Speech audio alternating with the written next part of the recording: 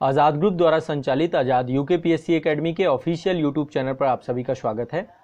ये व्यापक बृहद मंच उत्तराखंड लोक सेवा आयोग द्वारा आयोजित किए जाने वाले यूकेपीएससी एग्जाम, समीक्षाधिकारी सहायक समीक्षाधिकारी एग्जाम, साथ ही उत्तराखंड राज्य सरकार द्वारा आयोजित की जाने वाली सभी प्रतियोगी परीक्षाओं की तैयारी करने वाले सभी छात्रों के लिए समर्पित एक व्यापक बृहद मंच है।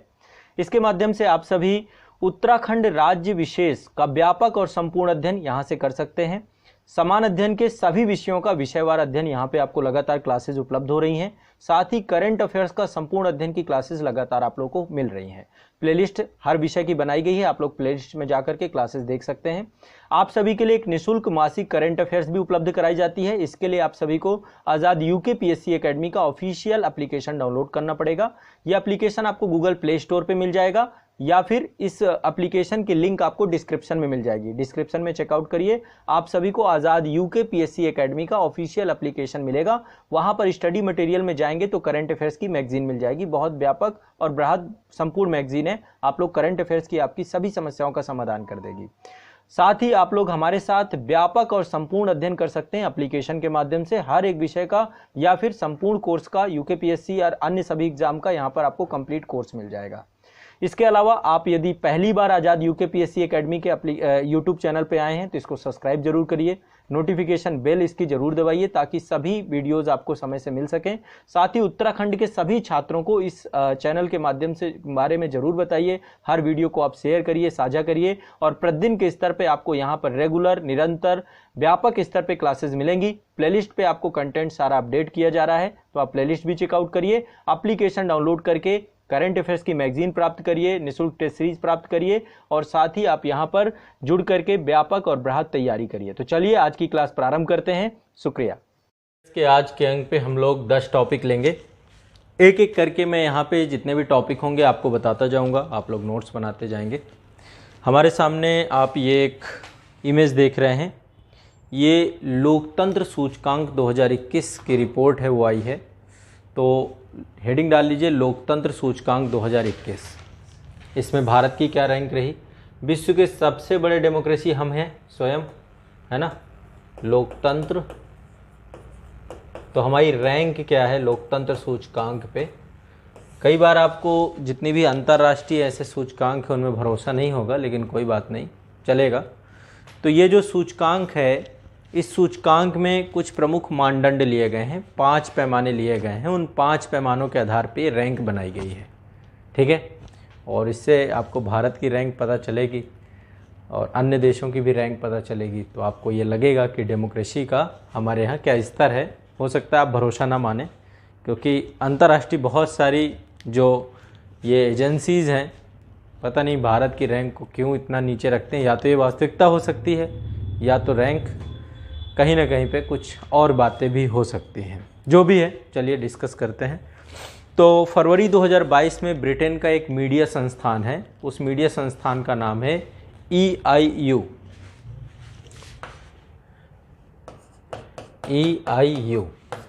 EIU का जो फुल फॉर्म है वो है the economist group of economic intelligence unit, ठीक है। The economist group of economic intelligence unit, इसके द्वारा ये सूचकांक जारी किया गया। EIU के द्वारा जारी किया, इकोनॉमिस्ट इंटेलिजेंस यूनिट के नाम से आप इसको याद कर सकते हैं। तो डेमोक्रेसी इंडेक्स 2021 जो है इस संस्था के द्वारा जारी किया जाता है। एक बार फुल फॉर्म फिर बता रहा हूँ, the economist group economic intelligence unit, EIU, economics intelligence unit. तो इकोनॉमिस्ट ग्रुप है, उसी की ही ये संस्था है, इकोनॉमिस्ट इंटेलिजेंस यूनिट EIU। इस संस्था के द्वारा लोकतंत्र सूचकांक 2021 जो है जारी किया गया। अब इसमें 5 मानदंड थे, 5 पैमानों के आधार पे ये सूचकांक आपका जारी हुआ। इसमें लगभग टोटल 165 देश थे, ठीक है। 165 देशों को इसमें रखा गया और 165 देश जो थे उनमें 5 मानदंड क्या थे? एक तो पहले थी चुनावी प्रक्रिया, लोकतंत्र के लिए सबसे बड़ी चीज़ होती है। तो पहले तो चुनावी प्रक्रिया इसमें रखी गई कि कैसे कहाँ का चुनावी प्रक्रिया है। दूसरा, नागरिकों की स्वतंत्रता को लेकर के किसी डेमोक्रेसी में कितना प्रोटेक्शन है, सरकार की कार्यप्रणाली क्या है, राजनीतिक भागीदारी क्या है और एक तरीके का पॉलिटिकल कल्चर क्या है, यानी राजनीतिक संस्कृति क्या है। तो ये 5 चीज़ें थी। चुनावी प्रक्रिया, ठीक है, चुनावी प्रक्रिया में मतलब कितने वर्ग के लोग सम्मिलित होते हैं या सारी चीज़ें, डेमोक्रेसी का मतलब यही है। तो चुनावी प्रक्रिया, बहुलवाद साथ में जुड़ गया, नागरिकों की स्वतंत्रता, सरकार की कार्यप्रणाली, राजनीतिक भागीदारी और पॉलिटिकल कल्चर यानी राजनीतिक संस्कृति। ठीक है, अब इस सूचकांक पे आपको क्या लगता है कि टॉप 5 कंट्रीज कौन से होंगे?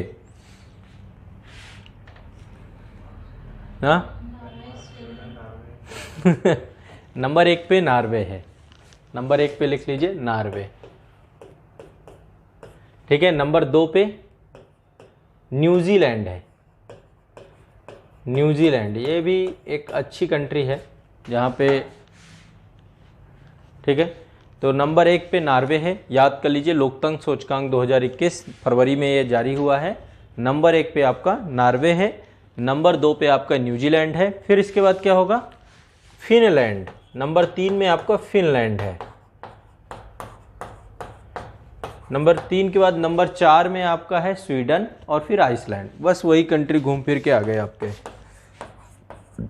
स्वीडन और फिर है आपका आइसलैंड।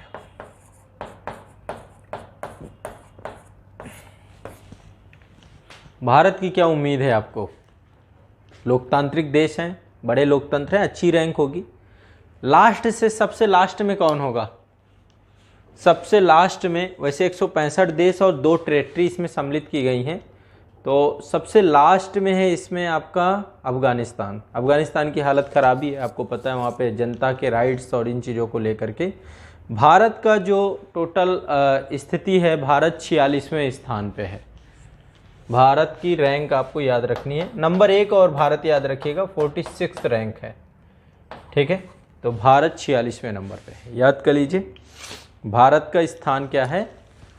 46वां स्थान है। स्कोर टोटल 6.91 है, मतलब अभी भी त्रुटिपूर्ण है, काफ़ी बेहतर नहीं कहा जाएगा। तो लोकतंत्र सूचकांक 2021 भारत की 46वीं रैंक, रट लेना है इस चीज़ को, दिमाग में ये बैठा के चलना है। ठीक है, क्लियर है, स्पष्ट है, कोई दिक्कत नहीं है। अगला है एक, ये भी इम्पोर्टेंट क्वेश्चन है आपका। हाँ, ये देखो भारत की रैंक यहाँ पे लिखी गई है, ये इंडिया की रैंक है, 46वीं रैंक है। ठीक है, डेमोक्रेटिक इंडेक्स में। बाकी आस पड़ोस हैं आपके, नेपाल के 101 है, बांग्लादेश 75, भूटान 81, ठीक है, वियतनाम 131। चाइना की हालत देखिए डेमोक्रेसी में 148। तो ये सूचकांक सही सा लग रहा है थोड़ा, है ना, कि ये सूचकांक सही है।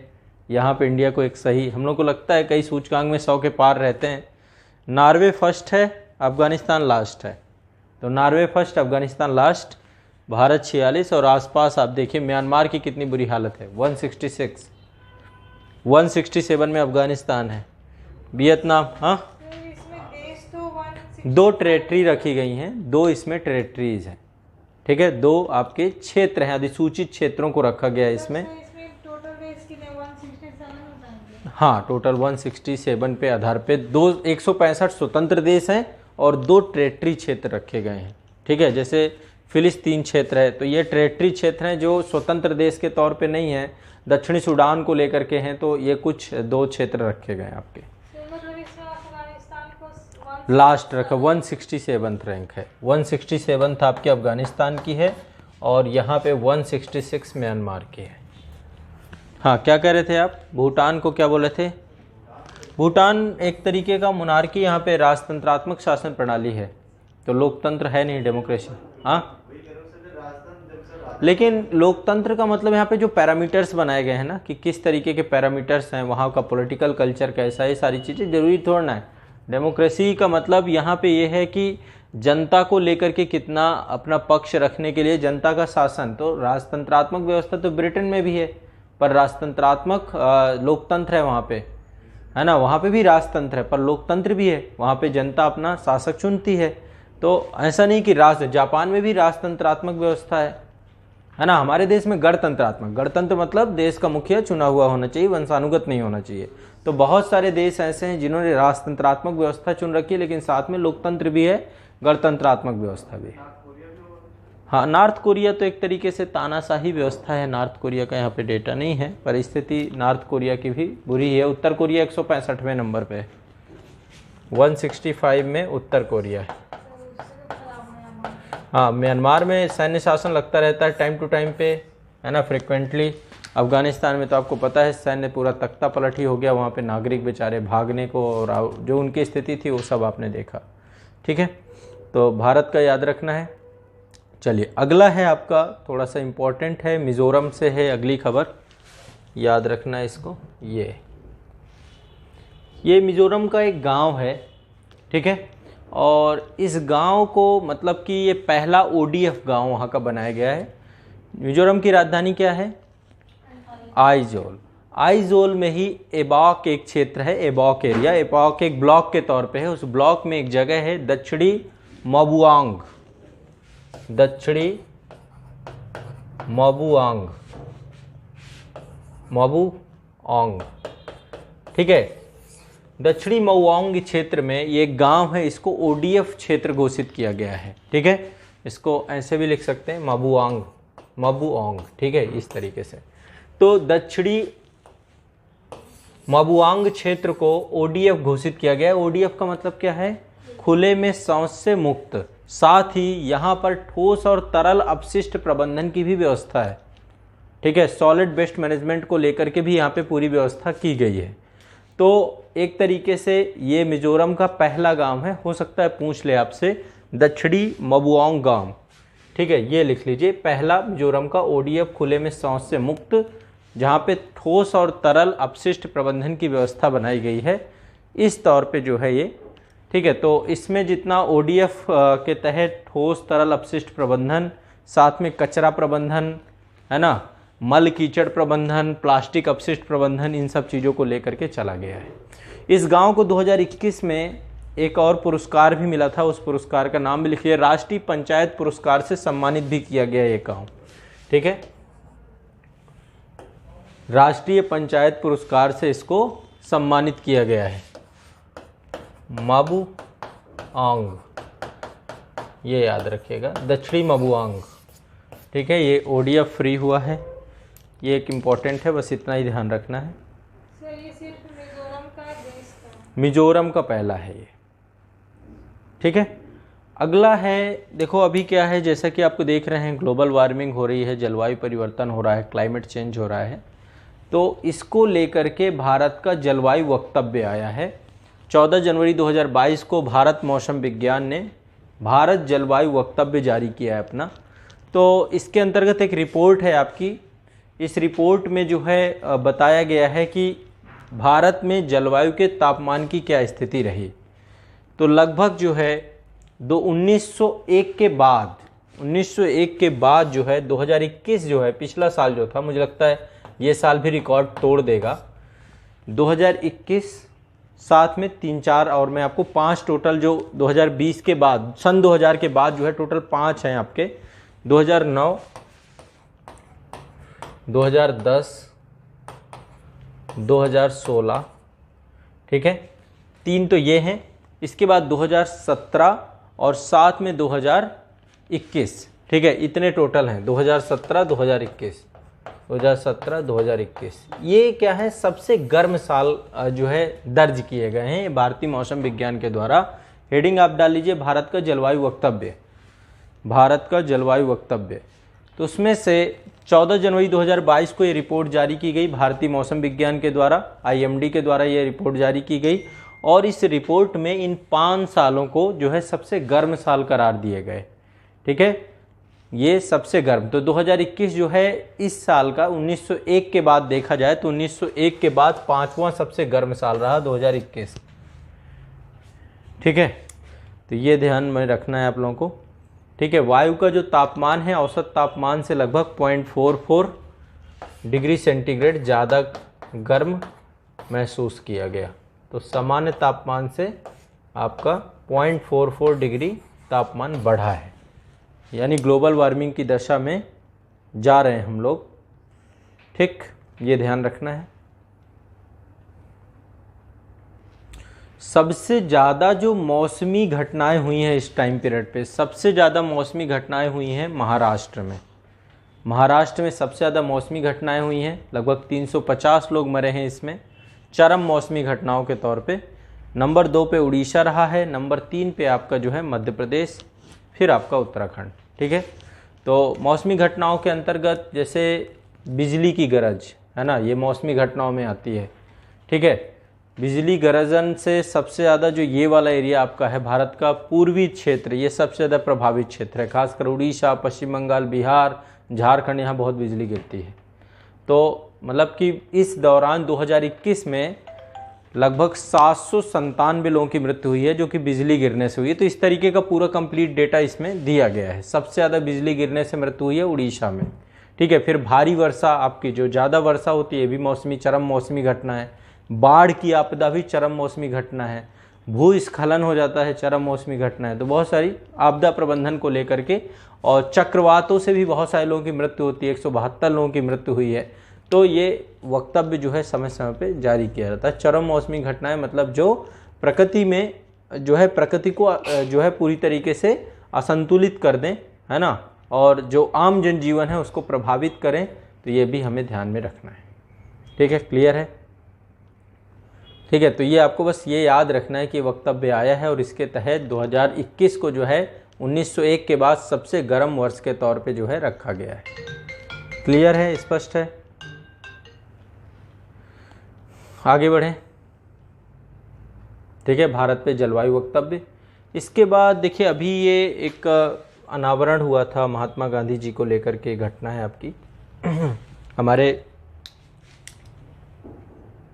हाँ, ये मौसम विज्ञान को लेकर के है। हाँ, देश के गृह मंत्री अमित शाह जी के द्वारा कुल्हड़ों से बने महात्मा गांधी की भित्ति चित्र, भित्ति मतलब दीवार में बने चित्र पे का अनावरण किया गया है। ठीक है, तो ये भी ध्यान रखना है। ये पूछ सकता है कहाँ किया गया है। तो 30 जनवरी को आपको पता है कि शहीद दिवस के तौर पे हम मनाते हैं। 30 जनवरी 2022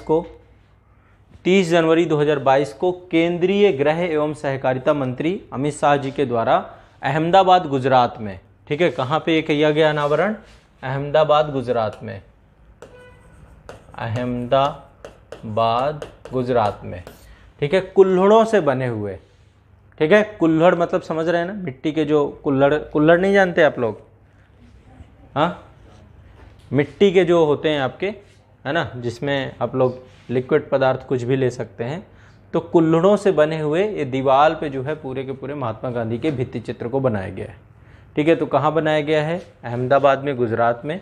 साबरमती रिवर पर कुल्हड़ों से बने राष्ट्रपिता महात्मा गांधी के भित्ति चित्र का अनावरण किया गया है। ध्यान रखिएगा। मिट्टी से बनाया है। हाँ, मिट्टी से कुल्हड़ नहीं बनते हैं। आप कुल्हड़ नहीं जानती? मिट्टी का बर्तन होता है ग्लास की टाइप में, जिसमें चाय पीते हैं, कुल्हड़ ही है। और क्या, लस्सी वगैरह पिया है कभी मिट्टी के बर्तन में? और उसको क्या बोलते हैं आप? अरे तब तो फिर आप बहुत अब कुछ इस पे बात क्या करें, पीजिएगा, देखिएगा, ये भी एक चीज़ होती है। जैसे मिट्टी क्या हो जाएंगे, इसीलिए तो कह रहा हूँ पीजिएगा एक बार उसको पकाते हैं, ईंट होती है ना, ईंट घुल थोड़ ना जाती, उसको पकाते हैं ना ईंट को प्रॉपर। आप कहाँ, भारत में ही रह रही हैं ना, भारत में तो हर जगह कुल्हड़ ही हैं। कोई बात नहीं, आप बिहार के लोग तो ये सारी चीज़ें मतलब परिचित होते हैं, ऐसा मत कहिए। ठीक है, ये आपका एक भित्ति चित्र है, उसी तौर पे अनावरण किया गया। ठीक है, तब भी पूछ लेता है तो आपको जगह पता होना चाहिए कि कहाँ पे है। ठीक है, ये सब फैक्चुअल पीसीएस वगैरह में थोड़ा सा ज़्यादा ध्यान रखते हैं इन सब चीज़ों का। ठीक है, चलिए, एक बहुत इम्पॉर्टेंट न्यूज़ है, ये आपको ध्यान में रखना है। हाँ हाँ, साबरमती तट पर है। ये एक इम्पॉर्टेंट न्यूज़ है और ये भारत का पहला जो है बायोमास आधारित हाइड्रोजन संयंत्र जो है डेवलप किया गया है। कहाँ डेवलप किया गया है ये ध्यान रखना है। ठीक है, हेडिंग डाल लीजिए, भारत का पहला बायोमास आधारित हाइड्रोजन संयंत्र। फरवरी 2022 में इसको जो है, फरवरी 2022 में जो है इसको क्या किया गया है, भारत का पहला बायोमास आधारित हाइड्रोजन संयंत्र मध्य प्रदेश में बनाया गया है। कहाँ पे? एमपी में एक जगह है खंडवा जिला। ठीक है, तो यहाँ पर स्थापित करने का निर्णय लिया गया है, खंडवा। हाइड्रोजन आने वाले समय का फ्यूचर है, जितनी भी इलेक्ट्रिक कार के साथ साथ हाइड्रोजन कार भी आने वाले समय में देखने को मिलेंगी। ठीक है, तो ये लगभग जो है आपका 30 टन बायोमास 30 टन बायोमास की कैपेसिटी से बनाया गया है। ठीक है, इससे क्या होगा, 30 टन बायोमास का प्रयोग करके 1 टन हाइड्रोजन का उत्पादन किया जाएगा। ठीक है, 1 टन हाइड्रोजन का उत्पादन किया जाएगा, ध्यान रखिएगा। टोटल जो इसमें खर्च आया है लगभग 24 करोड़ रुपए के आसपास आया है। 24 करोड़ रुपए का जो है खर्च आया है। और ये जो बना रही है इसके लिए संस्था का नाम लिख लीजिए, Watomo energy limited. Watomo energy limited, Watomo energy limited. ठीक है, वाटोमो एनर्जी लिमिटेड तथा बीजल ग्रीन एनर्जी, दूसरी संस्था है बीजल ग्रीन एनर्जी। इन दोनों के संयुक्त उपक्रम से बनाया गया है बीजल ग्रीन एनर्जी। ठीक है, ये दोनों संस्थाएं हैं, वाटोमो एनर्जी लिमिटेड और बीजल ग्रीन एनर्जी। ठीक है, इन दोनों के द्वारा मिलकर के बनाया गया है। क्लियर है? ठीक है, तो एक तरीके से ये स्वच्छ ऊर्जा की तरफ बढ़ाए गए एक कदम है, उस डायरेक्शन पे किया गया कार्य है ये। तो भारत का पहला बायोमास मध्य प्रदेश खंडवा में है, ये ध्यान रखिएगा। एक न्यूज़ थोड़ा सा इम्पोर्टेंट है, आप लोगों को इसकी जानकारी होनी चाहिए। ठीक है, और ये थोड़ा सा हिस्टोरिक बैकग्राउंड है इस न्यूज़ का, तो इसको थोड़ा सा आप लोग, मैं चाहता हूँ कि डिटेल में आप लोग इसको करिएगा।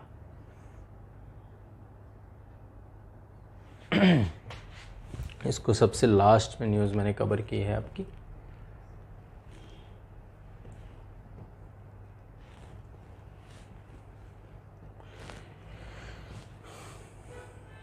हाँ, मिशन इंद्रधनुष, इसका चौथा संस्करण लॉन्च किया गया है। हेडिंग डाल लीजिए आप लोग, मिशन इंद्रधनुष 4.0। ठीक है, ये प्रारंभ किया गया है आपका मिशन इंद्रधनुष 4.0। देखिए, अभी स्वास्थ्य मंत्रालय के द्वारा वर्चुअल माध्यम से मिशन इंद्रधनुष 4.0 लॉन्च किया गया। अब ये 4.0 है, इससे पहले 3 आ चुके हैं। ठीक है, अब ये एक्चुअली है क्या, इस मिशन के तहत जो है मेन टीकाकरण कार्यक्रम है। देखिए, इंद्रधनुष को लेकर एक बैंकिंग क्षेत्र में सुधार को लेकर के भी कार्यक्रम है। तो बैंकिंग क्षेत्र से जुड़ा हुआ नहीं है, बल्कि टीकाकरण से जुड़ा हुआ है। टीकाकरण से जुड़ा हुआ है ये, व्यापक स्तर पर 12 टोटल टीके हैं इसके तहत, 12 रोगों को लेकर के टीके करने हैं। तो ये विश्व का सबसे बड़ा टीकाकरण कार्यक्रम है और इसके तहत जो है सालाना 3 करोड़ से अधिक गर्भवती महिलाओं और लगभग 2.5 करोड़ से ज़्यादा 2.6 करोड़ से ज़्यादा बच्चों का सार्वभौमिक टीकाकरण माध्यम कवर किया जाएगा इस 4.0 से। अब मिशन इंद्रधनुष के बारे में थोड़ा सा हम लोग जान लेते हैं कि कौन कौन से इसके तहत रोग हैं। ठीक है, पहले शुरुआत जब इसकी हुई थी 25 दिसंबर 2014 को इसकी शुरुआत हुई थी मिशन इंद्रधनुष की। ठीक है, आप इसको लिख लीजिए। इसका प्रारंभ कब किया गया था मिशन इंद्रधनुष का? ये भारत सरकार के स्वास्थ्य एवं परिवार कल्याण मंत्रालय द्वारा इसको प्रारंभ किया गया था। ठीक है, भारत सरकार के स्वास्थ्य एवं परिवार कल्याण मंत्रालय द्वारा प्रारंभ किया गया था। कब प्रारंभ किया गया था? 25 दिसंबर 2014 को। ठीक है, इसकी शुरुआत हुई थी। और एक तरीके से मिशन इंद्रधनुष एक बूस्टर टीकाकरण कार्यक्रम है और इससे जो है लगभग 201 जिलों में शुरुआत में प्रारंभ किया गया था। शुरू में इसमें 7 रोगों के खिलाफ 60 टीकों का प्रारंभ किया गया था, अब लेकिन इनकी संख्या 12 हो गई है। तो शुरू में 7 टीके थे। 7 टीके कौन कौन से थे? तपेदिक, poliomyelitis, hepatitis B, diphtheria, pertussis, tetanus और खसरा। ठीक है, अभी इसमें बढ़ाए कौन कौन से गए हैं? खसरा rubeola, rotavirus, haemophilus influenza type B, इसके बाद पोलियो। तो ये टोटल जो है आपके बढ़ाए गए जितने भी टीके हैं। तो टोटल अभी 12 टीके की सूची है और इन 12 टीकों के अंतर्गत जो है ये कार्यक्रम अब लगातार कई चरणों में ये कार्यक्रम आपका प्रारंभ हुआ है। ठीक है, पहला ये 2014 में प्रारंभ हुआ, 2014 के बाद इसको और व्यापक करते गए। ठीक है, इसमें अभी टोटल 12 वैक्सीन है। 12 वैक्सीन हैं। शुरुआत में टोटल 7 वैक्सीन थी। 12 वैक्सीन इसके अंतर्गत डिप्टीरिया, काली खांसी, टिटनेस, पोलियो, टीबी है ना, टीबी ही आपका तपेदिक बोलते हैं, क्षय रोग जिसे बोलते हैं, तो टीबी इसके अंतर्गत है, हेपेटाइटिस बी है, ठीक है, निमोनिया है, ऐसे करके कई सारे जो है आपको इसमें मैंने आपको बताया। अब इसके तहत आपको ये समझना होगा कि ये कितने चरणों में चल चुका है। लगातार ये अभी कोविड के दौरान भी जो है इसको लगातार भारत सरकार का प्रयास है कि इसको और विस्तारित किया जाए। तो सबसे पहले मिशन इंद्रधनुष 2014 में प्रारंभ हुआ। उद्देश्य क्या था? व्यापक सार्वभौमिक टीकाकरण करना।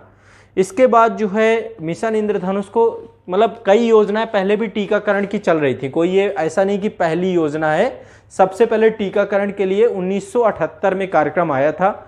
1978 में स्वास्थ्य परिवार मंत्रालय के द्वारा प्रतिरक्षण विस्तारित कार्यक्रम लाया गया था, ठीक है। 1978 में एक कार्यक्रम था प्रतिरक्षण विस्तारित कार्यक्रम। बाद में 1985 में इसको सार्वभौमिक प्रतिरक्षण कार्यक्रम में बदल दिया गया। तो 1985 में फिर दूसरा कार्यक्रम आया और इसके बाद लगातार ये होते हुए जब नई सरकार आई तो 2014 में इसी का नाम मिशन इंद्रधनुष यानी कि व्यापक स्तर पे जो है टीकाकरण अभियान के तहत मिशन इंद्रधनुष लेकर के आया गया। तो बच्चों को उम्र के हिसाब से जो है टीका आपका लगता है, गर्भवती महिलाओं को टीका लगाया जाता है, ठीक। इसके बाद आपका सघन मिशन इंद्रधनुष कार्यक्रम लाया गया 2017 में। तो पहले मिशन इंद्रधनुष कार्यक्रम, फिर आपका सघन मिशन इंद्रधनुष कार्यक्रम 2017 में आया, ठीक है। 2017 के बाद जो है मिशन इंद्रधनुष 2.0 आया, ठीक है। सब में उद्देश्य वही है कि व्यापक स्तर पर टीकाकरण कवरेज कराना है। तो 2019-20 में जैसे कि पोलियो कार्यक्रम जो था आपके, इसके 25 साल पूरे हो रहे थे, ठीक है। पल्स पोलियो कार्यक्रम पहले चलता था, अभी भी है। तो पोलियो अभियान के 25 साल पूरे हो रहे थे, तो एक राष्ट्रव्यापी टीका अभियान के लिए सघन मिशन इंद्रधनुष 2.0 प्रारंभ किया गया, ठीक है। 2.0 इसमें सघन मिशन इंद्रधनुष और इसमें सघन मिशन इंद्रधनुष 2.0, ठीक है। व्यापक तौर पे टीकाकरण के लिए टोटल भारत के 27 राज्यों में 272 जिलों को इसके तहत जोड़ा गया। इसके बाद आपका मिशन इंद्रधनुष सघन मिशन इंद्रधनुष कार्यक्रम 3.0 जो आपका आया कोविड के दौरान आया 2021 में, है ना। 2021 में कोविड के टीके के अलावा, कोविड का टीका चूंकि यूनिवर्सल टीका था, सभी को लगना था, तो उसके साथ साथ अन्य जितने भी टीके हैं उन तक सबकी पहुंच सुनिश्चित कराने को लेकर के ये आया। और अभी जो आया है मिशन इंद्रधनुष 4.0 आया है, ठीक है, 2022 में। तो ये आपको थोड़ा सा ध्यान रखना है। ये आपका 2.0 है, ये सघन मिशन इंद्रधनुष 1.0, 2.0, 3.0, 4.0। तो इस तरीके के संस्करण इसके आते रहेंगे, ये आपको ध्यान रखना है। टीकाकरण को लेकर के एक व्यापक अभियान है, ठीक है। इसकी बड़े स्तर पे मतलब कह सकते हैं कि जब से अभियान चलाया गया है लगभग 3.86 करोड़ बच्चों को और लगभग 96 लाख जो है गर्भवती महिलाओं को जो है कवरेज किया जा चुका है। और इसके तहत जो है व्यापक स्तर पे टीकाकरण कार्यक्रम की वृद्धि हुई है। तो इस तौर पे एक अपने आप में बहुत सफल कार्यक्रम के तौर पे भारत में लगातार इसको देखा जा सकता है, ठीक है। तो मिशन इंद्रधनुष कार्यक्रम आपका चालू हुआ है, ध्यान रखिएगा सभी लोग। क्लियर है, स्पष्ट है, कोई दिक्कत नहीं है इतने में, ठीक है। ये ध्यान रखिएगा, इसको आपको ध्यान रखना है, इसको लेकर के प्रॉपर नोट्स आपको अलग से बना लेना है।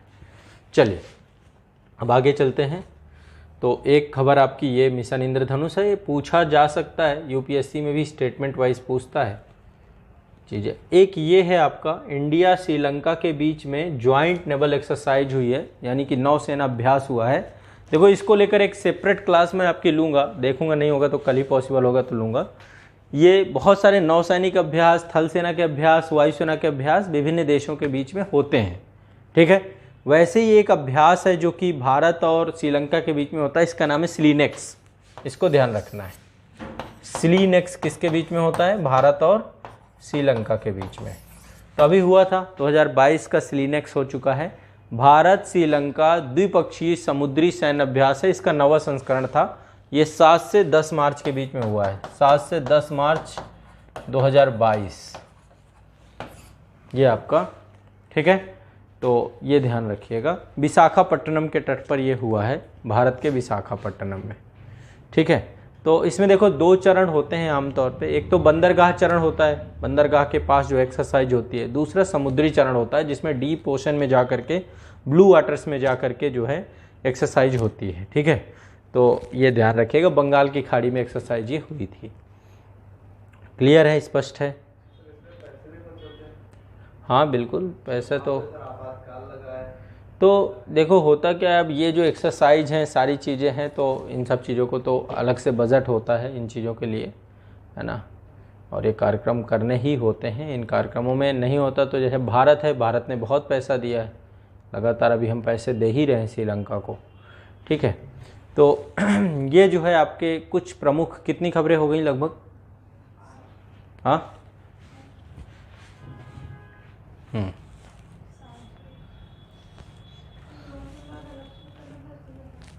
हाँ, मिशन इंद्रधनुष ही है ये, मिशन इंद्रधनुष के बारे में, ये सब मिशन इंद्रधनुष हो गया, ठीक है। एक और खबर है आपकी, खाद्यान्न फसलों के उत्पादन को लेकर के है, ठीक है।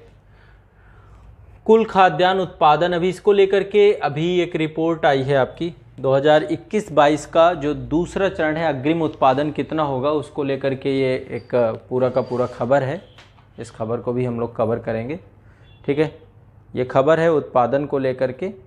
तो टोटल भारत का जो उत्पादन है कितना है देख लेते हैं। कुल खाद्यान्न उत्पादन, देखो दोनों तरीके की फसलें हैं, खाद्य फसलें और अखाद्य फसलें। टोटल कुल खाद्यान्न उत्पादन 316 मिलियन टन के आसपास है, जिसमें से चावल 127 मिलियन, रफली डेटा आपको याद रखना है, चावल 127 मिलियन टन, गेहूं 111 मिलियन 111.32, इसके बाद पोषक या मोटे अनाज 49.46, मक्का 32.42, दलहन 26.96, तूर 4 मिलियन टन, चना 13.12 मिलियन टन। तो ये दूसरा अग्रिम अनुमान आया है 2021-22 का। 2021-22 का दूसरा अग्रिम अनुमान है खाद्यान्न उत्पादन का, दूसरा अग्रिम अनुमान जारी हुआ है फरवरी में, ठीक है। इस अनुमान के तहत खाद्यान्न फसल, टोटल खाद्यान्न उत्पादन जिसमें खाद्य और अखाद्य दोनों सम्मिलित है, 316 मिलियन टन के आसपास है। और इसके बाद आपका चावल, गेहूं, पोषक तत्व, इनकी डेट दिया सबसे ज़्यादा। देखिए खाद्यान्न उत्पादन हमारे यहाँ पे क्या किया जाता है, चावल 127 मिलियन टन, फिर दूसरे नंबर पे गेहूं है, तीसरे नंबर पे आपका मोटा अनाज। ये थोड़ा सा क्रम याद रखिएगा, फिर आपका इसके अंतर्गत मक्का, दलहन, तूर, चना, ये ठीक है।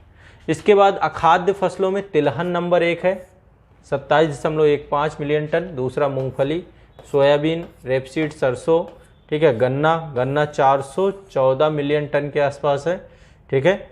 कपास 34 मिलियन टन, पटसन, ये सब वाणिज्यिक फसलें हैं, इधर जो आपकी हैं ये सब वाणिज्यिक फसलें। तो तिलहन प्लस वाणिज्यिक फसलें, ये डेटा दिया गया है। तो आज के लिए इतना ही रखेंगे। हाँ, गन्ना का तो फिर वजन भी, बायोमास भी ज़्यादा होता है ना, बायोमास के कारण से। तो ये जो है हमारा आज का करंट अफेयर से जुड़ी हुई कुछ बातें थी। कल जो है एक तो मैं आप लोगों को सैन्य अभ्यास में सोच रहा हूँ एक ही क्लास में सारे निपटा दें जितने भी हैं। साथ में वन स्थिति रिपोर्ट आई है 2021 की, तो वन स्थिति रिपोर्ट भी आपकी 2021 वाली कंप्लीट कर देते हैं, ठीक है। तो देखते हैं कल के सेशन में कोशिश करेंगे कि वन स्थिति रिपोर्ट 2021 आपकी हो जाए। फिर एक सेशन में लूँगा जिसमें सारे सैन्य अभ्यास एक में कंप्लीट, एक सेशन लो जिसमें सारे सूचकांक अभी तक के जितने हैं वो कंप्लीट। तो एक एक सेशन करके इस तरीके से मैं आपका करवा दूँगा, ठीक है, कुछ बचेगा नहीं आप लोगों का। ठीक, क्लियर है, स्पष्ट है, चलिए।